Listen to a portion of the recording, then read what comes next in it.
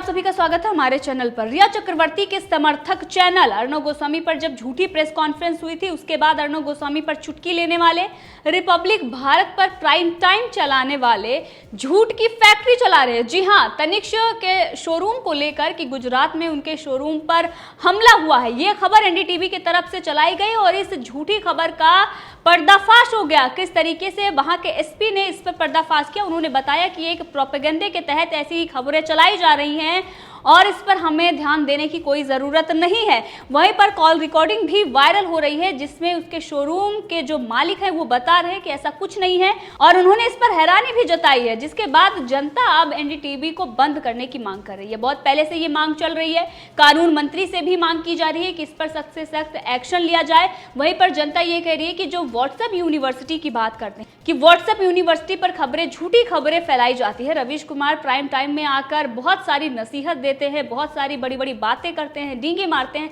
उन्हीं का चैनल झूठ की फैक्ट्री चलाता है। और जनता ये भी सवाल पूछ रही है कि जब फेक न्यूज व्हाट्सएप पे शेयर की जाती है तो उस पर कार्रवाई होती है, उनको जेल होता है, लेकिन वो चैनल जो अपने आप को निष्पक्ष और एक बड़ा टैग लेकर बैठे हुए हैं और वो झूठी खबरें जब चलाते हैं तो उन पर कार्रवाई नहीं बल्कि उनका स्वागत किया जाता है। और ये स्वागत किया जाता है स्वरा भास्कर जैसे लोगों की तरफ से।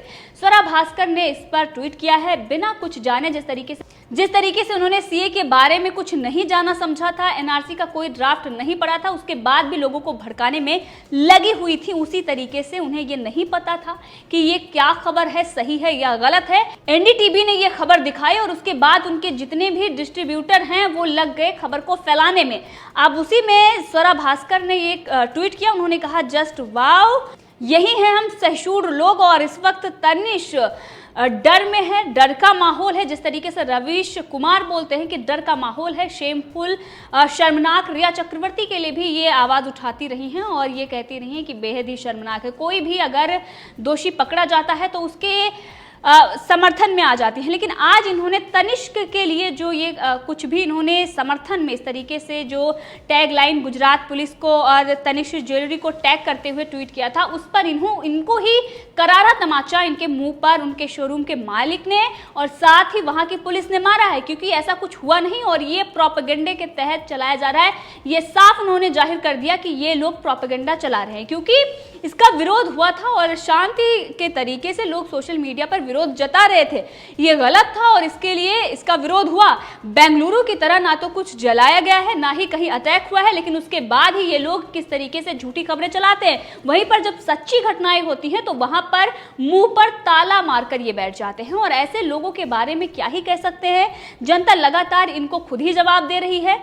यहाँ तक कि बहुत सारे ऐसे कमेंट आ रहे हैं जिसका हम आपको बता भी नहीं सकते स्वरा भास्कर के बाद, क्योंकि इनके जो काले कारनामे रहे हैं, बॉलीवुड का जो चरित्र सामने आ रहा है, जो ड्रगी, जो नशेड़ी बॉलीवुड में बैठे हुए हैं, वो अगर इस तरीके से ज्ञान देते हैं, ये दिखाई देता है कि इनके दिखाने के दांत कुछ और हैं और खाने के दांत कुछ और हैं। वहीं पर एनडीटीवी का भी ये बहुत बड़ा पर्दाफाश हुआ है। जिस तरीके से ये लोग अर्णव गोस्वामी पर चुटकी ले रहे थे और टैगलाइन चला रहे थे, इन लोगों की तरफ से प्रोग्राम चलाए जा रहे थे, टैगलाइन चलाई जा रही थी कि अर्णव गोस्वामी को लेकर, रिपब्लिक भारत को लेकर कि 302 की बात करने वाले 420 निकले, जबकि नाम इंडिया टुडे का था और उस पर ये झूठी खबरें फैला रहे थे, बड़ी बड़ी ब्रेकिंग न्यूज दे रहे थे, तमाम चीजें रन कर रहे थे। ऐसा लग रहा था जैसे ये बहुत बड़े निष्पक्ष और सच्ची पत्रकारिता करने वाले हैं। प्राइम टाइम में आकर अगर कोई अपने आप की बड़ाई कर रहा है, इसका मतलब ये नहीं कि वो सच्चा है। जनता डिसाइड करती है कि कौन सच्चा है, कौन गलत है।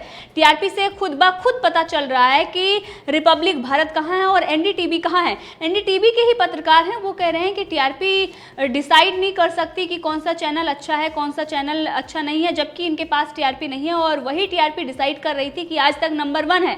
उनके गुणगान गा रहे थे और इसी के साथ उनका ये कहना है कि 8000 बॉक्स ये डिसाइड नहीं कर सकते कि कौन से चैनल कितने लोग कौन सा चैनल देख रहे हैं।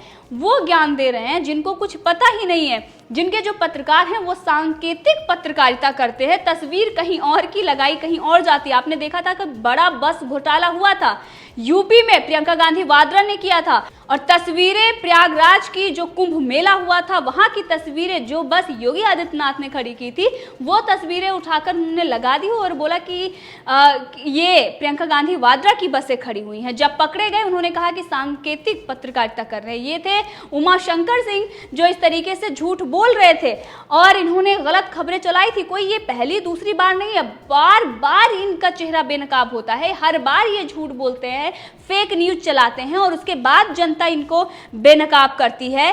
सलमान खान और बाकी जो बॉलीवुड है, जो स्वरा भास्कर जैसे लोग हैं, फेक न्यूज को किस तरीके से शेयर कर रहे हैं, लेकिन इन पर अब जब इनका खुलासा हुआ है, सलमान खान अब इस पर नहीं बोलेंगे। जो अर्णव गोस्वामी के टीआरपी को लेकर डरे हुए थे और उस टीआरपी पर बात कर रहे थे, और वहीं पर जनता ये कह रही है कि जब एनडीटीवी के पास कोई टीआरपी है नहीं तो इस तरीके से वो झूठी खबरें दिखाकर ही लाइमलाइट में बना रहना चाहता है, ऐसा जनता कह रही है। और बहुत सारे हमारे पास कमेंट भी आ रहे हैं कि क्यों इस तरीके से झूठ बोला जा रहा है और इस तरीके से जो खबरें दिखाई जा रही हैं इन पर कार्रवाई होनी चाहिए, क्योंकि बाद में ये ट्वीट डिलीट कर देते हैं। लेकिन अगर जनता विरोध न जताए तो उसके बाद इसे प्रोपेगेंडे की तरह रन किया जाता है। जिस तरीके से हमने देखा रिपब्लिक भारत के खिलाफ फेक खबरें चलाई गई और बहुत सारे ऐसे लोगों को बताया गया कि रिपब्लिक भारत का नाम टीआरपी घोटाले में आया जबकि इंडिया टुडे का नाम था। तो ऐसी ही खबरें बनाई जाती हैं, उसके बाद बेची जाती हैं और इसमें ऐसे लोगों का हाथ है जो इस तरीके के प्रोपेगेंडे चला रहे हैं, जो निजी स्वार्थ के लिए झूठी खबरें चलाते हैं। और उसमें सबसे बड़ा नाम और सबसे पहले नाम आता है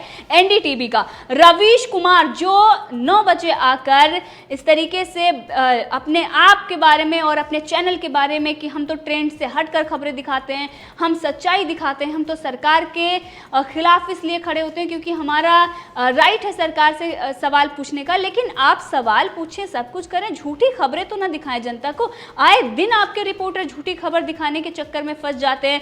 आपकी जो झूठी खबरें होती हैं वो जनता पर क्या प्रभाव डालती हैं, इसीलिए जनता ने आपका पूरे बहिष्कार पहले से किया हुआ है। कोई आपका चैनल देखता नहीं है, उसके बाद भी अगर आप इस तरीके से सामने आकर ये कहते हैं कि हम तो बहुत अच्छा काम करते हैं, हमें तो बाहर से अवार्ड मिल रहे हैं। अब कौन अवार्ड दे रहा है, किस काबिलियता पर दे रहा है, वो भी तो सवाल उठता है, क्योंकि जनता सबसे बड़ा जो अवार्ड होता है वो जनता का होता है। अगर जनता आपको पसंद कर रही है, आप अगर सच दिखा रहे हैं तो जनता समझदार है, वो समझती है। आप झूठ दिखा रहे हैं और उनकी बात करते हैं अवार्ड देने के, जो भारत के बारे में जानते नहीं, वो जानते नहीं कि आप क्या क्या दिखा रहे हैं, कहां से खबरें हैं। वो तो वहां जहां की खबरें आप दिखा रहे हैं वहां की जनता समझती है कि आपने झूठ दिखाया, ऐसा तो कुछ हुआ ही नहीं है। हाथरस में कितना बड़ा घोटाला मीडिया का सामने आया, किस तरीके से प्रोपेगेंडा फैलाया गया। अब तनिष्क को लेकर जो ये झूठ बोला गया है, अब इस पर इनको माफी भी मांगनी होगी और इन पर जुर्माना भी लगना चाहिए, ऐसा जनता मांग कर रही है। कानून मंत्री से भी ये मांग की जा रही है कि ऐसे लोगों पर सख्त से सख्त कार्रवाई हो,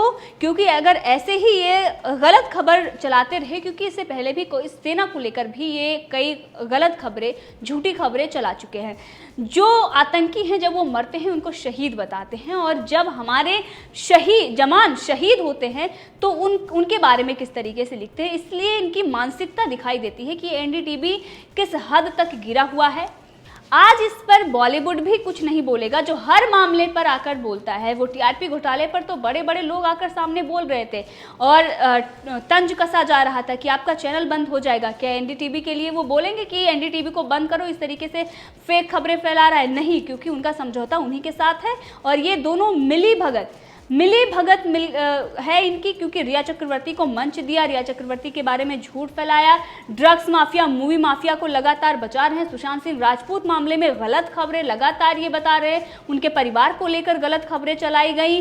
वहीं महाराष्ट्र सरकार कि जो नाकामी है उसको छुपाने के लिए परमवीर सिंह को मंच दिया जाता है। तो ऐसे जो चैनल हैं, इस तरीके से एनडीटीवी जैसे चैनल, इनको जल्द ही बैन करना चाहिए, क्योंकि ये समाज के लिए बहुत बड़ा खतरा बन गए हैं। क्योंकि समाज में अगर आप इस तरीके से झूठी खबरें दे रहे हैं और लगातार फेक न्यूज़ ट्रेंड कर रहा है, और इसके साथ ही एनडीटीवी भी ट्रेंड कर रहा है, क्योंकि अब एनडीटीवी को बैन करने की मांग लगातार उठ रही है। वो इसी के साथ रविशंकर प्रसाद को भी टैग करते हुए जनता ने ये मांग की है कि इनके खिलाफ सख्त एक्शन लिया जाना चाहिए, क्योंकि प्रोपेगेंडे के तहत जो ये फेक न्यूज़ फैला रहे हैं, ये समाज के लिए ही बहुत बड़ा खतरा है। और वहीं पर तनिष्क ने जिस तरीके से लव जिहाद को बढ़ावा देते हुए जो ऐड बनाया था उसका जनता लगातार विरोध कर रही है और इस विरोध के कारण 2700 करोड़ का बड़ा झटका तनिष्क को लगा है। और इसी के साथ अब ये जनता कह रही है कि धनतेरस पर भी वो तनिष्क से ज्वेलरी नहीं लेने वाले हैं, क्योंकि इस तरीके से अगर कोई ऐड दिखाता है, अगर आपको हिंदू और मुस्लिम भाईचारा को बनाए रखना है, बहुत अच्छी बात है, आप बनाइए, लेकिन एक ही वर्ग समुदाय को टारगेट करके नहीं, बल्कि दोनों को आपस में। जब शॉर्ट फिल्म जो होली वाली शॉर्ट फिल्म आई थी, जो एक लड़का एक लड़की को रंग लगा रहा था, उस पर आपत्ति जताई गई और उसका विरोध हुआ। आपने देखा कि अगर कुछ भी ऐसा होता है, किस तरीके से बड़ी बड़ी घटनाओं को अंजाम दिया जाता है, उस पर ये लोग मौन रहते हैं और इसीलिए इसका लगातार बहिष्कार जनता कर रही है और जनता ये मांग कर रही है कि इनको माफ़ी मांगना होगा। और इसके साथ ही अब अगर ये ऐसी ही हरकत करते रहे तो हम इनकी ज्वेलरी नहीं लेने वाले हैं। वैसे धनतेरस के लिए लोगों ने मना कर दिया है कि वहाँ से नहीं खरीदेंगे। अब जो इस प्रोपेगेंडे के तहत